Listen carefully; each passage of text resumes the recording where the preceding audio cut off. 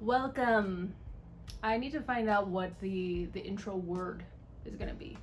Let's talk about the Epomaker TH80, and again, as a beginner review.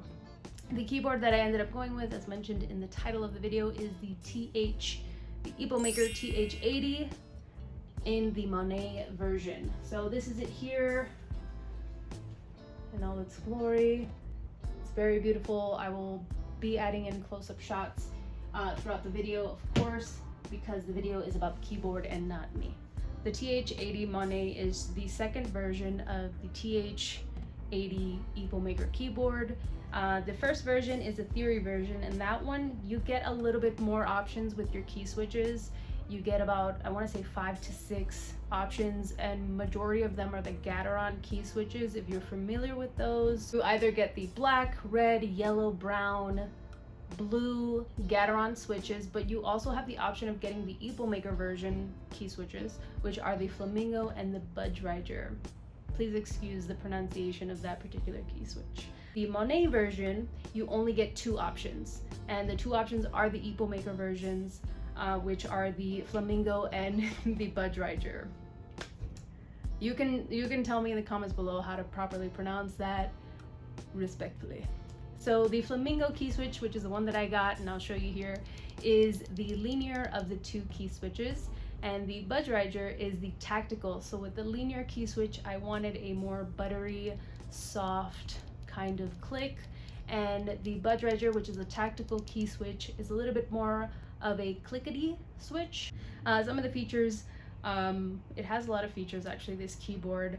It has 3 sources of connectivity. It has the Bluetooth, the wire, which is a Type-C cable, and it also has the 2.4 gigahertz USB. What I will say about the sources of connectivity, I prefer the wire, the direct connection.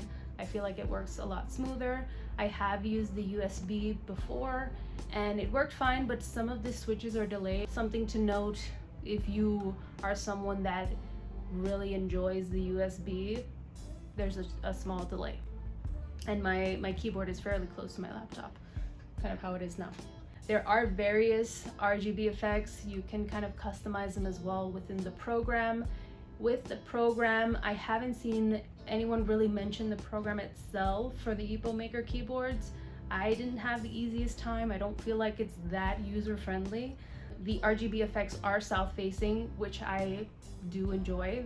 The lights kind of show below the keys. I'll, of course, insert a visual of that.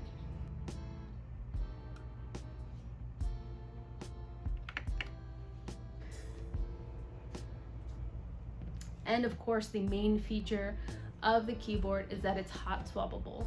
And this is really what made me purchase the Epomaker as a whole. A little bit of a backstory. I was just really looking for the aesthetically pleasing keyboards, the TikTok cute keyboards, which, don't get me wrong, they're beautiful. And the setups with those keyboards, I love it.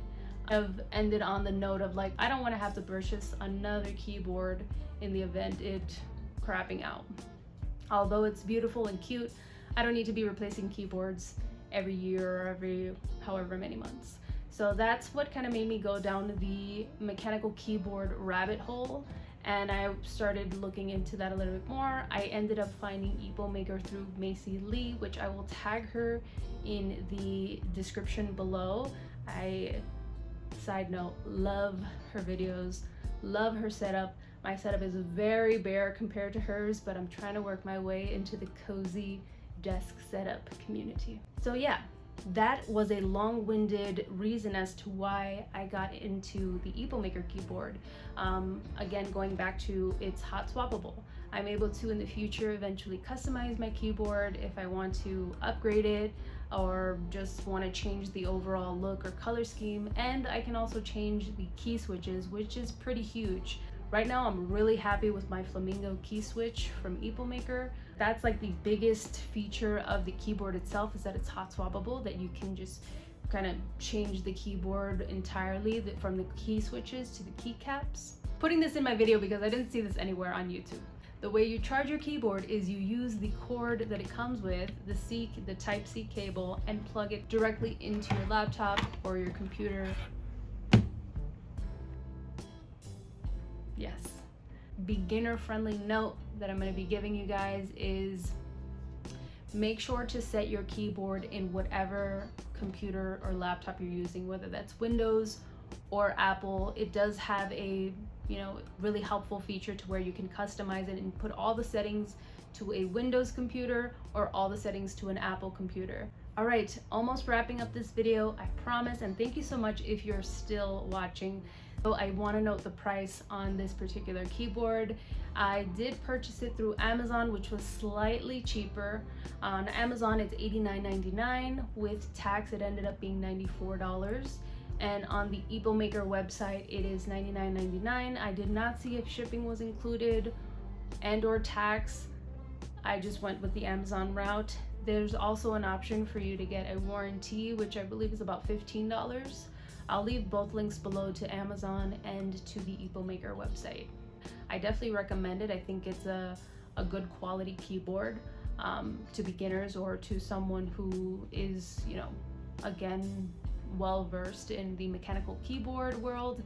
I did see some reviews of people who test a lot of tech products and had good words to say about this keyboard. I'll leave some of the ones that I found helpful below. Again, specifically to the TH80, the Epomaker. And again, yeah, thank you so much for watching. Let me know if you have any questions on the keyboard specifically. There were some questions on my shorts, so I tried to answer them all here in this video. And I appreciate your time, and have a good one.